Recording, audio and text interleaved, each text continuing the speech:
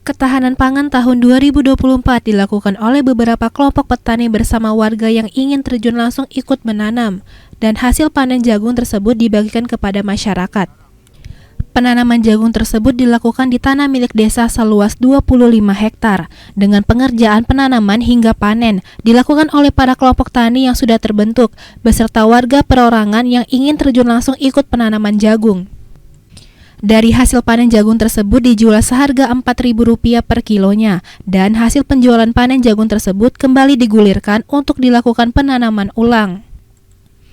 Kepala Desa Tanah Pilih, Nasrul Hadi, bersyukur ketahanan pangan desa melalui penanaman jagung tersebut dapat berjalan lancar, dan sehingga masyarakat Tanah Pilih menyambutnya dengan antusias dan diminta dilakukan penanaman kembali.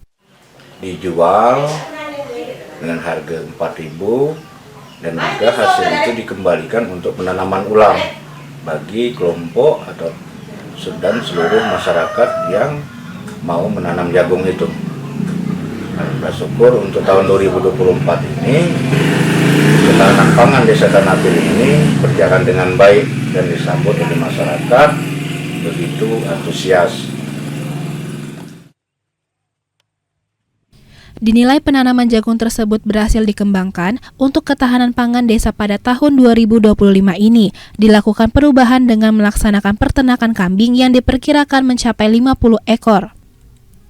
Kambing tersebut akan dibagikan kepada kelompok tani yang ada di Desa Tanah Pilih, dan hasil peternakan kambing tersebut akan dibagi dan terus digulirkan kepada kelompok tani lainnya yang tersebar di setiap dusun.